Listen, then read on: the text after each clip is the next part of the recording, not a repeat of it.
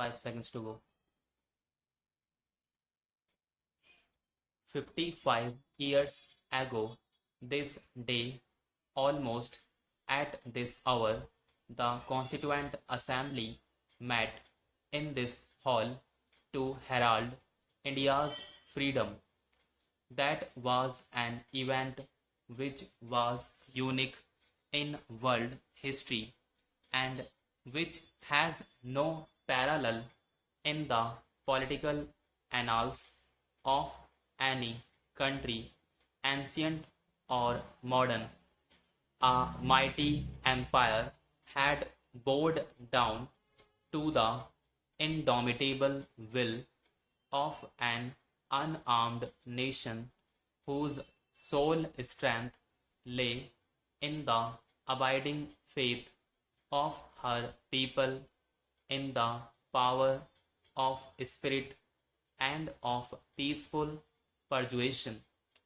Truth and non-violence, the father of our nation had insisted, were strong and sufficient weapons for a backward, poor, and unorganized people to win them their birthright of freedom, both political and economic.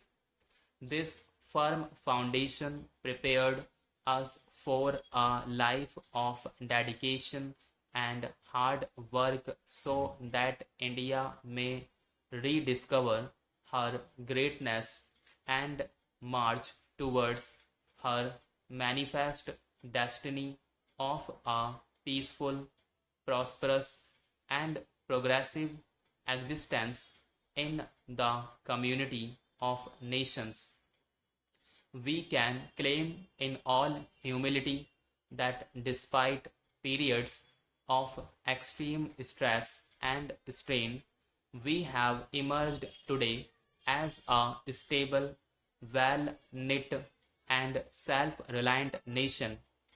When India got the right and the power to govern herself, we inherited an administration which had no direct relevance to the enormous task of bringing about a rapid transformation of an economically backward and industrially undeveloped country into a modern state. Independent India's constitution laid great emphasis on the promotion of welfare of the people by securing and protecting effectively a social order in which justice, social, economic, and political shall inform all the institutions of national life. In election to our legislatures, adult franchise was deliberately introduced so that the governments formed would have the widest possible representative character. It also meant that the people's needs and the people's voice should be the dominant consideration in all affairs of state. Our parliamentary system provides the necessary means and machinery for a process of orderly change and revolution by general consent. Politically, we have proved ourselves as a mature nation. All external threats to our national integrity and attempts at internal disruption have been dealt firmly by the united will of our people. Our strict adherence to the rule of law, the preservation of a judicial system capable of responding to the needs of a changing social order are manifestations of good government. We have emphasized that considerations of the general welfare should prevail over the rights of individuals. In a country as large as India, with its social diversities and with a growing population, the problems of reconstruction are bound to be colossal, and the needs in the spread of education, growing of sufficient food, provision of housing, or other basic amenities to the people are continuous and ever increasing. But in meeting these needs, our unshakable aim is the building of an equitable society and an economic system in which there will be no exploitation of man by man. We have yet a long way to travel before we can make any claim to success. We have resources in land, water, and minerals such as very few countries have.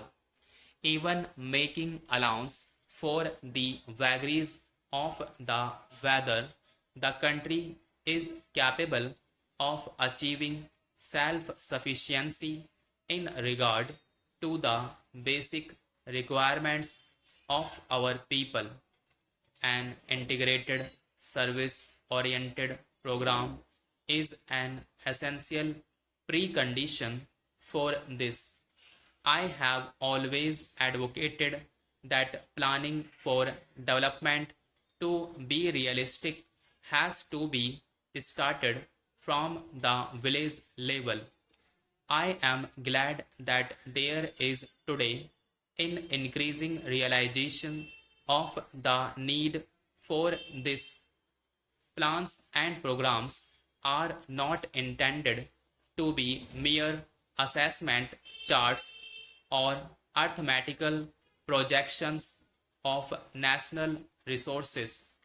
Our commitment to the gigantic but inescapable task of the removal or poverty is a mandate for our people, and it has to be fulfilled in the quickest possible time and in the smoothest possible manner.